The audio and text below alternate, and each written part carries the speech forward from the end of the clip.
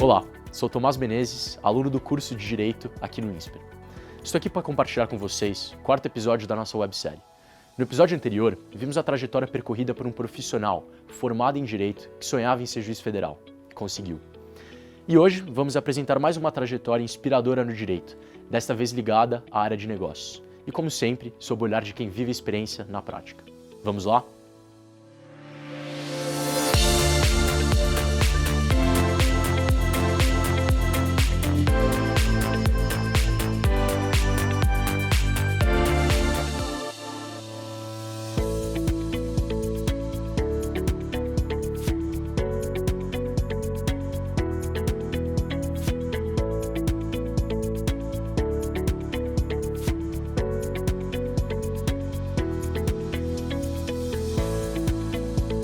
Eu estagiei em uma série de escritórios, mudei, tive experiências variadas, mas eu acho que todas elas tinham alguma relação com contencioso. Eu tive uma experiência, foi um treinamento intenso em fazer audiências e peticionar na área trabalhista.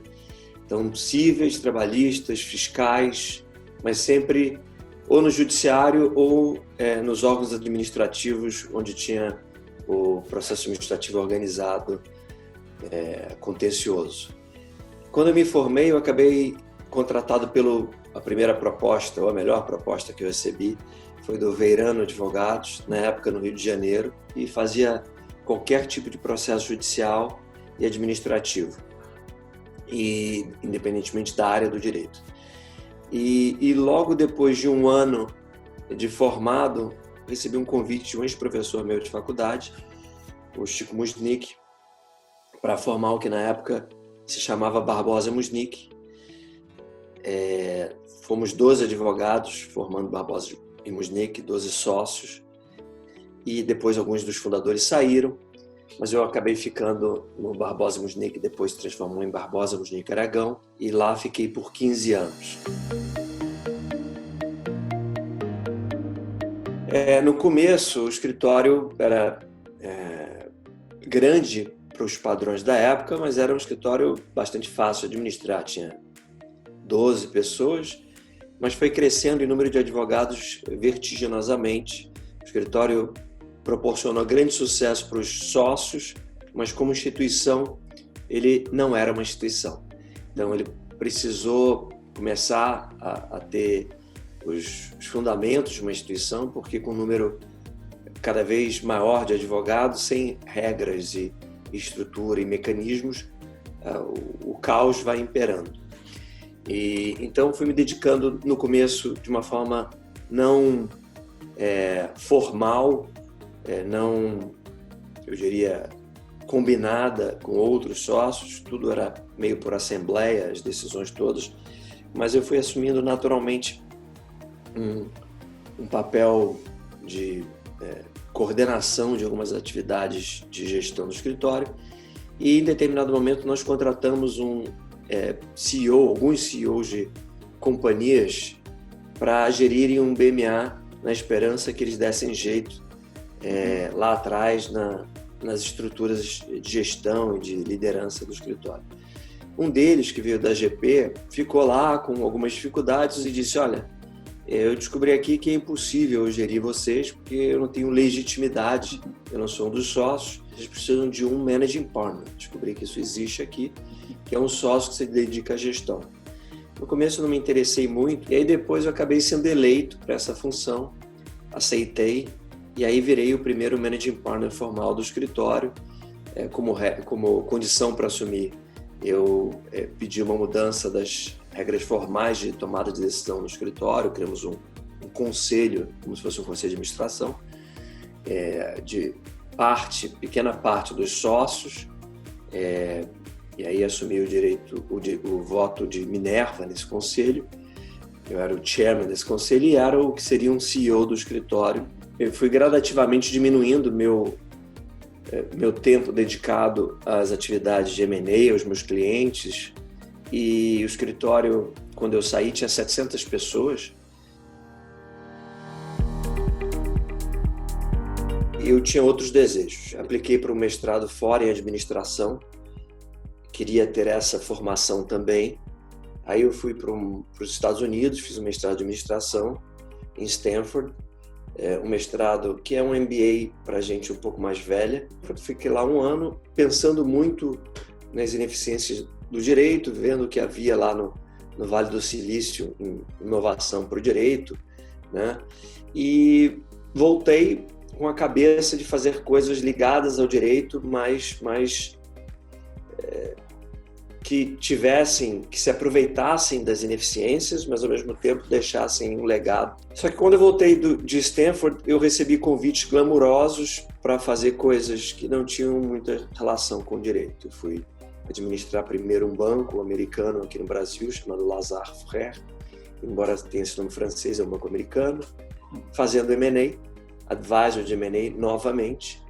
Também havia no Lazard uma tradição de advogados em funções importantes de gestão. Então me contratou porque eu tinha experiência de M&A, porque era advogado e porque já tinha gerido uma empresa de serviço. E eu pude aprender muito de novo e isso foi muito útil para mim dali em diante. Mas eu percebi que era menos empreendedor que eu gostaria, eu tinha uma certa inquietude e ali eu trabalhei para vários ex-clientes do BMA que me contrataram no Lazard como advisor de M&A, como banker, mas como assessor financeiro. E trabalhei para vários ex-clientes do BMA e um deles me convidou para ser presidente de uma holding chamada Librapar, que era uma holding que tinha alguns ativos, tinha uma componente de navegação, tinha uma fluvial, que era um negócio que crescia muito no Brasil, atividades na área de real estate